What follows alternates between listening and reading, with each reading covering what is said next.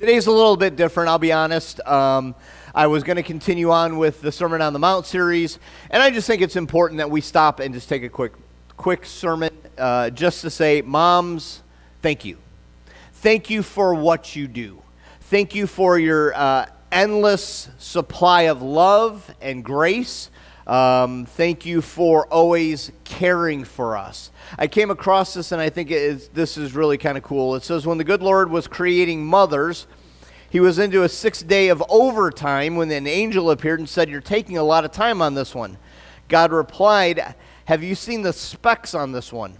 She has to be completely washable but not plastic, have 180 movable parts, all replaceable, run on black coffee and leftovers, have a lap that disappears when she stands up, a kiss that can cure anything from a broken leg to a disappointed love affair, and 6 pair of hands." The angel shook his head slowly and said, 6 pair of hands? No way. "It's not that the hands are causing me the problem," God replied. "It's the 3 pair of eyes that mothers have to have." "Is that on the standard model?" asked the angel. God nodded. "One pair has to see through closed doors when she asks, 'What are you kids doing in there?' when she really already knows. Another are the ones in the back of her head that sees what she shouldn't, but she already knows what they're up to. And of course the ones in the front that she can look at children when he goofs up and say, 'I understand and I love you anyways,' without so much as uttering a word." "God," said the angel, touching his sleeve gently, "get some rest. There's way too much work to get done." God replied, "I can't. I'm so close to creating something so close to myself. Already I have one who heals herself when she is sick, can feed a family of 6 on 1 pound of hamburger, and can get a 9-year-old to stand under a shower." The angel circled the model of the mother very slowly. "It's too soft," the angel replied. But God said, "But tough. Can you imagine what this mother can do or endure? Can it think? Well, not only can it think, but it can reason and compromise," said the Creator. Finally, the angel bent over and ran his finger across the cheek. "It's leaking," the angel pronounced. "I told you that you were trying to put too much into this model." The Lord replied, "It's not leaking. That's a tear." "Well, what's that for?" "It's for joy, sadness, disappointment, pain, loneliness, and pride." Moms, we don't take enough time to say thank you. Truly, we don't. We need to. I don't like Mother's Day per se because it's like a Hallmark holiday, and for many of us think that this is the only day we have to be appreciative, and it's not. Husbands, kids, appreciate your mom. Love your mom. Give her the respect that your mom deserves, because your mom does stuff that you don't even know about. Your mom has cleaned up your puke before, and sometimes it's got undigested corn. That's gross. She's cleaned up your poop before. Sometimes it has undigested corn in it, and it's gross. Your mom loves you no matter what. Your mother has been there for you, will always be there for you. That's the great thing or incredible thing about you moms. I remember a few years ago, I got to retire from a job, but as a mother, you don't get to retire. You are a mother for the rest of your life. Many of you have gone on to get the big name, which is grandmother. Some of you may be great-great-grandmothers. Thank you for what you do, because there is a void that would be there if it wasn't for you mothers. Now, the thing I would like to start, though, with is, since there's not a wife day, is I would like to incorporate that, because I don't ever preach sermons on anniversaries, but technically speaking, biblically speaking, you would become a wife, and then you would become a mother. So, to you women, thank you for being our wives. Because that means whether you have a child or not, you have a child. My wife may have 5 kids, but she really has 6. And one's too old and stubborn to ever grow up. So she will be with me for the eternity. Moms, you have went out of your way to make meals and to do things even when you're tired, even when you're sick, even when you don't feel well.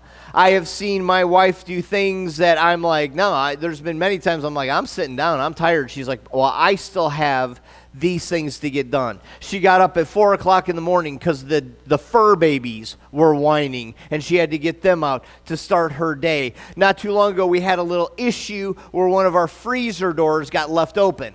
And instead of all that meat being thrown away, my wife took it upon herself to can about 9,000 quarts of stuff. Meats and vegetables, and then she made broth with the bones. She's like, this will not go to waste.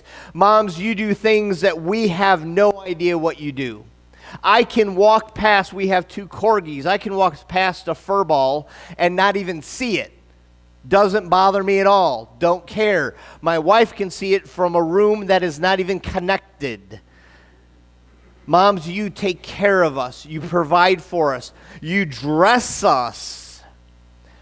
Moms, you're not just a mom, you're a wife. You are what God, in my opinion, truly, you are the closest thing to Jesus that I've ever seen. Because you are selfless. You do things out of love and necessity, not out of having to. You do it because you want to. Husbands, kids, this is a start to your year, not the only day you tell your mother or your wife, thank you. This is something we should be honoring our wives or mothers every single day because they don't quit any day. We need to remember that. We need to remember that moms are very special. I think of my grandma. She was one of the hardest hillbillies I ever knew. She was from western Kentucky, and yet she was the most loving woman I ever had in my life. Now, I'll admit, I've been a wimp most of my life. If I fell and busted open my knee, I'd come in, and even if there wasn't anything there, and that's what I usually hope for, because if there was blood, Grandma would get the mercurochrome and make me want to cut my leg off because it burned so bad. But she put a smiley face there, so it was all better.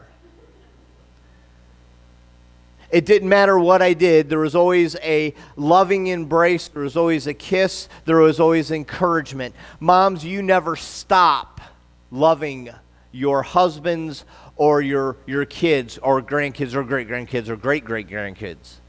Moms, thank you. This sermon is about you today. I want you to walk out of here and I want you to feel honored, whether you get to be honored at home or not. Unfortunately, I know a lot of times that doesn't happen. I am just as guilty. There are days that I know I take my wife for granted. I just expect what she does. But I know that she does it selflessly and actually doesn't even want the praise that goes along with it. She's doing what she feels she needs to do to provide for her family. So moms, thank you. Thank you for what you do. Thank you for who you are. But I've got a challenge for you too.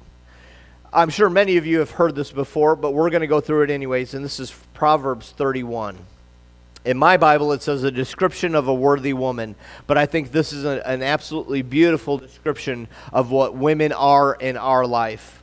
It says, an excellent wife who can find, for her worth is far above jewels. The heart of her husband trusts in her, and he will have no lack of gain. She does him good and not evil all the days of her life. She looks for wool and flax and works with her hands in delight. She is like a merchant ship. She brings food from afar. She rises also while it is still at night. She gives food to her household and portions to her maidens. She considers a field and buys it, and from the earnings she plants a vineyard. She girds herself with strength, and she makes her arms strong. She senses that her gain is good, and her lamp does not go out at night. Moms, you are on call 24/7. Now, if any of us here were to take a job that you were on call 24/7, 365, till the day you die, not many of us would ever take that job. Because I know that you do it for no pay. Your pay is truly a hug or a kiss from your kid. Your pay is a glancing thanks, Mom. Kids, we got to be better at this. Husbands, we need to be better at this. We need to be honoring this woman that does so much for us. And it's not even that we do it because she does so much for us, but she loves us. Even if she, I think of my wife is just amazing. Yes, and I'm trying to score brownie points because this is videotaped. I'm going to make her watch it. She's amazing. The one time that I saw her down and out is when COVID first hit. She had a bad case of COVID. Just wiped her out. She didn't leave our bedroom for 3 or 4 days. Now, thank you as a church family, because she got tired of eating the only thing I know how to make, which is basically peanut butter and jelly and macaroni and cheese. It was driving her crazy to not be in the kitchen to cook. It was driving her crazy to not be in the house and cleaning and tidying and doing, because that's what you guys do.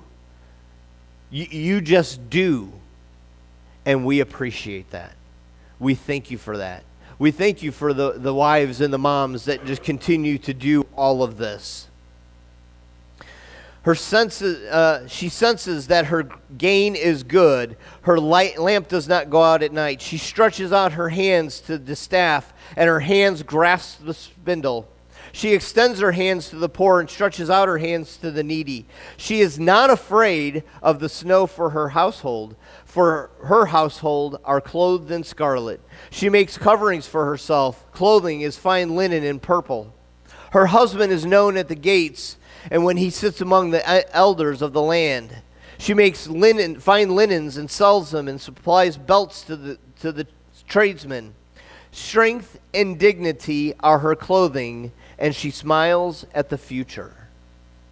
Moms, what you do is not just cook and clean. You don't just provide and take care of.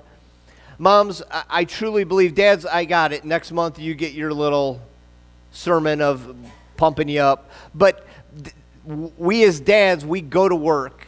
And I know a lot of moms have to work as well. But dads, when they get home from work, at least for me anyways, I want to sit down and take a break. My wife doesn't do that. See, there's this old adage that if there's a heart, then it goes from a house to a home. Moms, you make our building, our structure, you make it a home. You make it a place that we can go into and feel loved when we are beat up in the day. You make a place where your kids, if they've had a hard day at school, can come in and just feel comforted. Even if, as the kids get older, the hugs and kisses, they kind of start to wane, but they always know who they can go to if they have a hard day. They always know who they could talk to if they have a hard day. Dads, we get it. You come in, you've got a broken arm, shut up, rub some dirt on it, you're fine. A mom will actually go, we should at least put a Band-Aid on it and a little mercurochrome. Moms will love you in spite of how stupid you can be. That goes for wives, for husbands as well. It doesn't matter how foolish we can be in a day, there is endless love in a home. And we need to respect that. Many of us have lost our moms, and we remember, and we have those memories, and those are cherished things. Moms, here's the challenge for you, though. As much as you do, here's your job that has to be in place.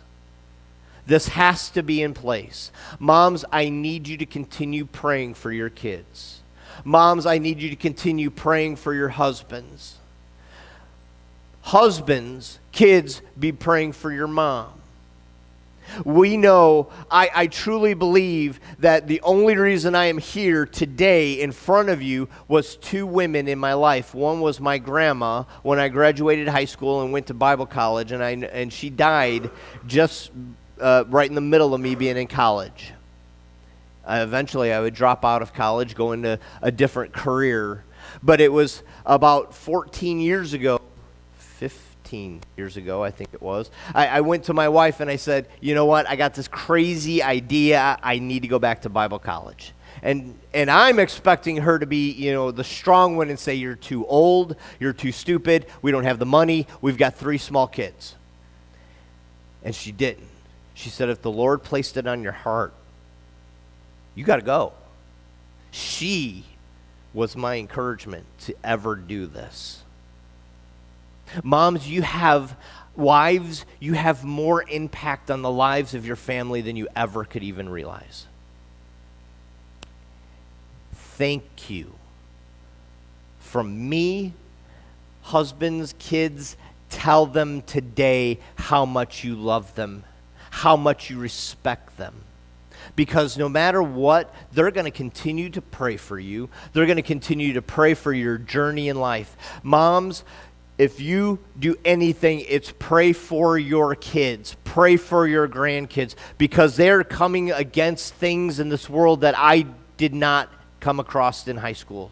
There are evil forces out there. They are trying to steal our kids. Moms, they need you to pray for them. They need you to pray strength on them, and power on them, the Holy Spirit in them. Moms, you will impact their life for Christ. You are Christ to your family. I fully believe that moms are the closest thing to Jesus that there are. She opens her mouth with wisdom, and the teaching of kindness is on her tongues. She looks well to the ways of her household and does not eat the bread of idleness. Her children rise up and bless her, her husband also, and he praises her, saying, many daughters have come nobly, but you excel them all. Charm is deceitful, beauty is vain, but a woman who fears the Lord, she shall be praised. Give her the product of her hands, and let her works praise her in the gates. I'm not trying to make this a short sermon, but I am trying to make this a sermon to say, moms, thank you. I truly don't believe you get it enough. I truly believe you are underappreciated, often taken advantage of. You are a doctor. You are a nurse. You are a cook, you are a cleaner, you are an Uber.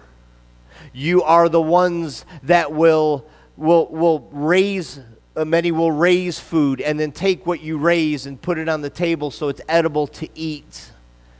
Many of you will do all of this by not earning a dime and often being treated more like a slave than the queen of the household. Moms, what you do is more powerful than what anyone else will do in the life of a child. You have wiped their butts, you have wiped their nose, you have wiped their blood, you have watched over them, you have done all these things out of one simple word: love. Your love transcends every action you do. Now, I'm not saying that moms can't get a little ornery, can't get a little frustrated, can't get a little, I want to, I brought you into this world, I can take you out kind of thing. But we also know, moms, that when you get that way, it's because you know the potential of the child and what they can accomplish in life. They just haven't realized it yet. Moms, your encouragement to them, your prayers for them, your encouragement to them, and husbands, is far beyond what we deserve, truly. Moms, I'm not trying to get your head so swollen that you can't get out of this building, but I think, unfortunately, too many moms never get a thank you. Too many moms never get a hug or a kiss anymore. Dads, we got to do better at that, because we got to be showing our kids how to respect a woman. Moms, your job is not all the things I've mentioned, but your job is this, is you're training the next wife. You're training, honestly, the next husband, which equates to the next mom and dad. Moms, you're training those in your house, and even if they're grown and out of the house and you've got grandkids now, you're still training your kids, because no matter how old a kid gets, sometimes they need a mama's voice. Sometimes they need a mama's hug, and sometimes they need a mama's strength in the hard times that they're going through. I'm not trying to get all sappy here today. I'm really not. But it comes down to this. Thank you from the deepest part of my heart to all you moms. You may not be perfect. I'm not saying you are Jesus, but you're pretty stinking close. And for that we say thank you. For that we say, keep up the good work. You're doing a great job. Whether you're frustrated and beat down and tired right now, moms, you're doing a great job. Husbands, kids, pray for your mom. Lift her up in your prayers, because she's lifting up you, I guarantee it. Lift her up and give her encouragement and strength, because they do a thankless job. It's a job truly only done by love. Moms, thank you for your love. Thank you for the grace that you have shown us in our foolishness. Thank you for the encouragement you've shown us when we're too weak to see what we need to do. Thank you for your healing. Thank you for your food. Moms, just thank you. We love you. We appreciate you. And I pray that this, for all of us, is the beginning right now of this needs to be a daily thing to encourage our wives and encourage our moms and love them like they need to be, instead of just waiting for a Hallmark holiday to pop up, buy a card, throw it at her and say, love you, bye.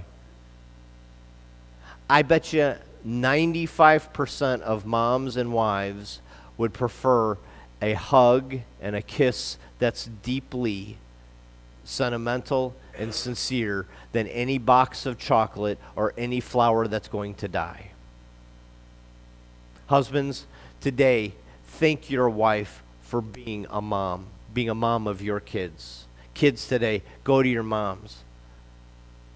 Go to your grandmas. Hug them and say thank you.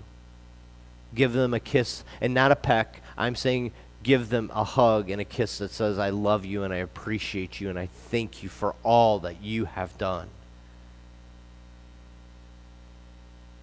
I can't do that. You know, my mom passed away 19 years ago, but I very much appreciate everything she taught me. And I will remember her today. My wife's in Tennessee. I got out of buying roses. Just kidding, honey.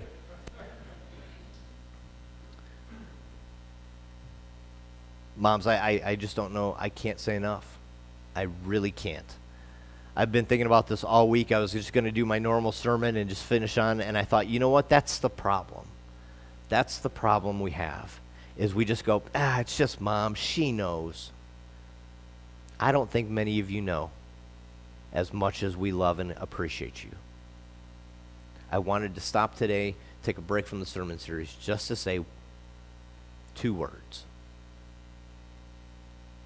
Thank you. Father, we thank you for moms. We thank you for this woman that you have made to be a male's helpmate, her partner, her just beauty and the strength she has in the relationship. Father, I pray that you would be with moms. I would pray that you would be with wives. I pray that you would be with moms-to-be. I pray, Father, that you would be with grandmas and great-grandmas. Father, be with those future moms. Father, I pray that you would just continue to bless each one of them, encourage them as they are coming up, maybe a young girl that someday will be married. I pray, Father, that she sees the biblical example of what it's to be a wife. I pray, Father, that she sees that through her mom and she understands how much her mom truly does so selfishly and self-sacrificially to them. Father, we just thank you so much for these women that you have given us to enhance us, to encourage us, to love us, to give us hope. Father, today I just pray that every single one understands how amazing they are and how blessed we are to have them. Father, I pray that you watch over us all. I pray that you'd continue to guide us this day. Thank you for your love and grace. We ask this in Jesus' holy name. Amen.